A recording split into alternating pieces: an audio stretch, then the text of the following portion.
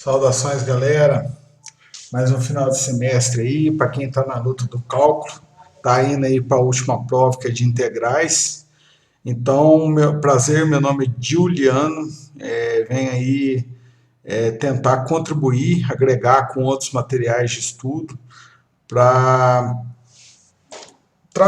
tentar trazer a linguagem, né, de uma leitura de um livro, de um vídeo, vídeo ou aula de algum professor já, né, da área, graduado mesmo na matemática, para a nossa linguagem, uma linguagem mais, vamos dizer, faz mais sentido para a gente, né?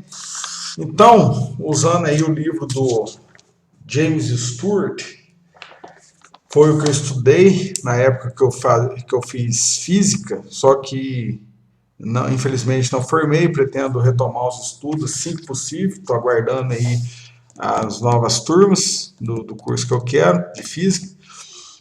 Mas enfim, então no livro aqui começa com áreas e distâncias, que é integral, geometricamente falando, ela, o que ela faz? Ela calcula a área de uma função, tudo abaixo de uma função, de uma curva, por exemplo, um quadrado, um triângulo, uma coisa assim, já mas da onde saiu, por exemplo, essas fórmulas, a fórmula do triângulo, base vezes altura dividido por 2 e tal. Então, é aí que vem a integral. É uma das aplicações dela, é a área.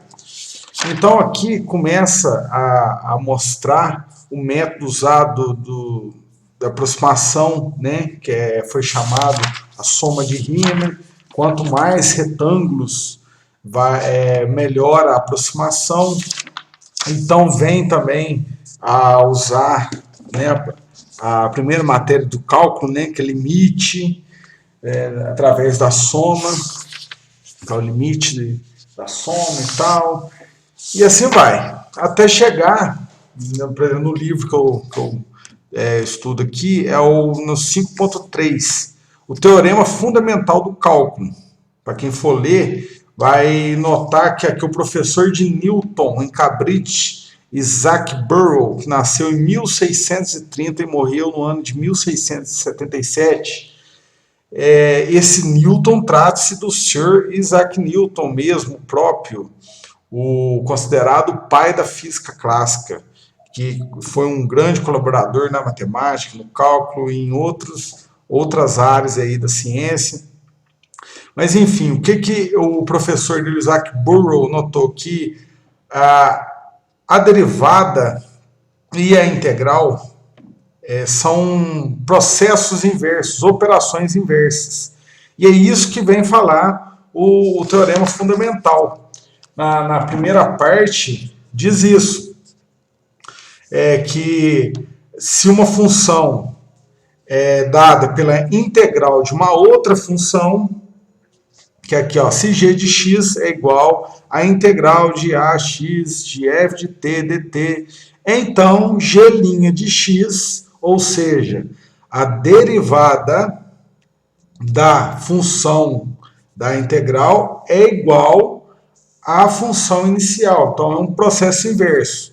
E a segunda parte do teorema fundamental do cálculo diz que a integral, né, de uma função de um ponto inicial a um ponto final é igual à primitiva, a função, a antiderivada. A antiderivada no ponto B menos a antiderivada no ponto A. Então isso aqui pode ser uma aplicação, uma das aplicações na área, por exemplo. A área dessa função do ponto A ao ponto B. Então, é aqui que entra a segunda parte do cálculo. É a antiderivada no ponto B menos a antiderivada no ponto A. Mas então, vamos lá tentar trazer aí para a nossa linguagem, né? Então, para quem não está fazendo matemática, fica a sugestão seguinte: a gente não precisa muito focar na demonstração e tal, porquê disso. como se chegou a isso, porque o tempo é corrido, né, na vida acadêmica. Então, o foco é como resolver, como aplicar.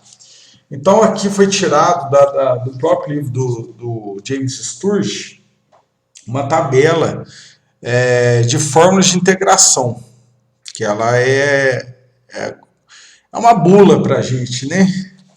Então, só foi acrescentada aqui uma relação zero, né, que começa aqui do 1, foi uma relação zero que é primordial, que eu tirei do livro do Guidorizi, que é o que? A integral de uma constante, que aqui é denominado como K, pode ser um número 1, 5, 1000, 10.000, enfim, é uma constante.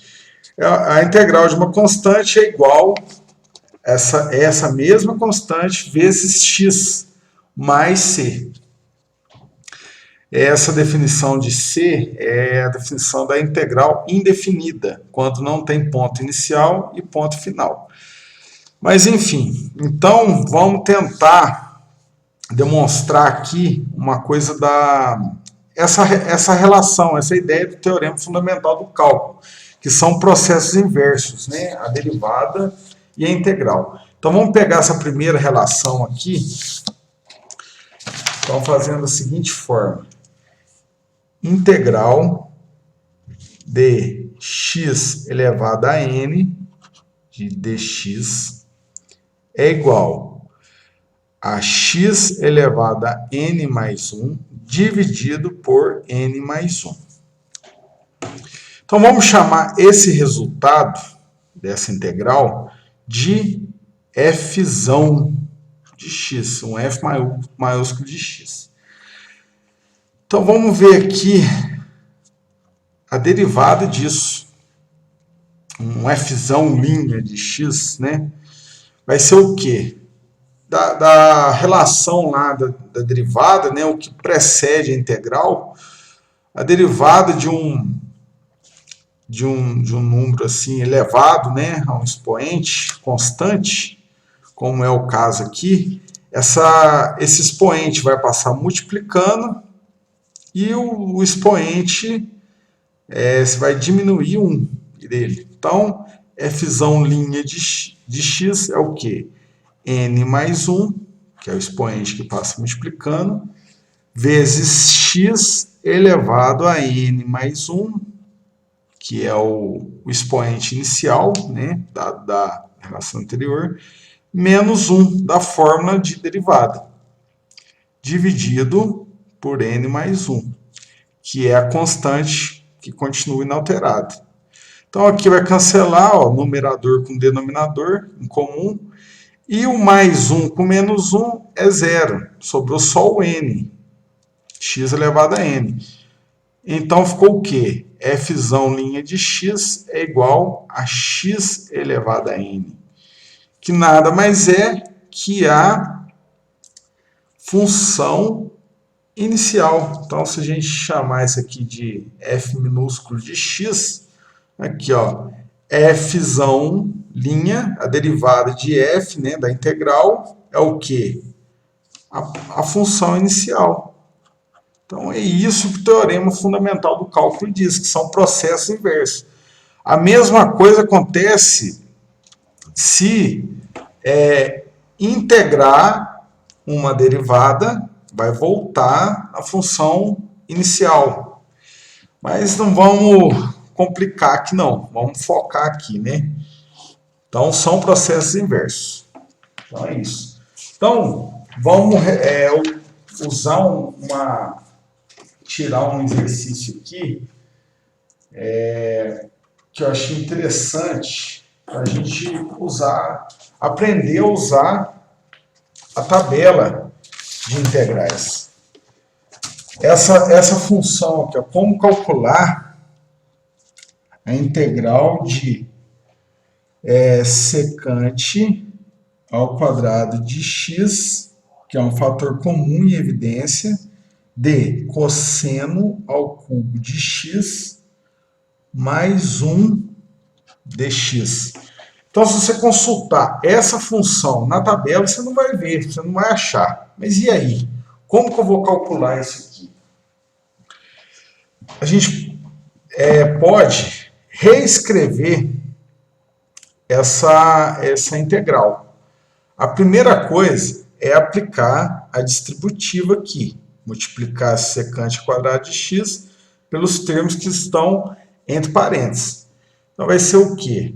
Vai ser integral de secante ao quadrado de x vezes cosseno ao cubo de x mais secante ao quadrado de x dx. Aqui ficou por quê? Porque todo número multiplicado por 1 é ele próprio. Então, no apêndice do livro do James Stewart, que trata da parte de trigonometria, a gente vai achar o seguinte, que secante de x, ou como está lá no livro, secante de θ, a variável aqui não... O importante é a relação. Secante de x é igual a quê? A 1 sobre cosseno de x. Então, isso aqui, ó, esse primeiro termo vai ser o quê? O cosseno ao cubo de x dividido por o que? Secante ao quadrado de x vai ser o quê? Secante é 1 sobre cosseno, o expoente você conserva. Então vai ser o quê? Cosseno ao quadrado de x. Então isso aqui vai cancelar, ó, vai sobrar só 1. 3 menos 2 é 1, que é igual a cosseno de x. Então isso aqui é equivalente aqui. A gente chegou no ponto que a gente precisava. É igual a integral de cosseno de x mais secante ao quadrado de x dx. É equivalente, essas duas funções aqui, ó, são equivalentes. Se você atribuir um valor aqui a esse x, usar a calculadora e tal, se atribuir o mesmo valor aqui e aqui, você vai chegar na mesma resposta. Porque são escritas de formas diferentes, mas são equivalentes. Aí que tá. Então aqui a gente vai ver o seguinte, que é igual ao que? Integral de cosseno de x dx mais integral de secante ao quadrado de x dx. A soma de integrais. Agora sim, a gente pode recorrer à nossa tabela. Integral de cosseno de x é igual a seno de x. Integral de secante ao quadrado de x é igual a quê? A mais tangente de x mais c. Esse c ele existe quando é uma integral indefinida. Eu não vou arriscar aqui falar o porquê disso e tal, porque a didática, assim como os vídeos e tudo, está em processo de melhora, de aperfeiçoamento e tal. Mas a resposta é isso aqui, ó. A derivada é isso. A integral dessa função é isso, seno de x mais tangente de x. Se você derivar, você vai chegar nisso aqui, reescrevendo, você chega lá no início. Enfim, é isso aí, galera. Então, mas eis a questão, nem sempre, na maioria das vezes, a tabela é uma referência. Não dá para usar sempre ela como foi feito aqui, de reescrever a integral e achar na tabela. Se fosse só assim, seria relativamente fácil. Mas não é. Então, vem as técnicas de integração, que é substituição, integração por partes, substituição trigonométrica. Então, é isso aí. Então, a gente vai, nos próximos vídeos aí, tentar desenvolver a ideia de forma, numa linguagem estudantil, e como resolver esses exercícios. Então, fica aí o abraço a todos e até mais.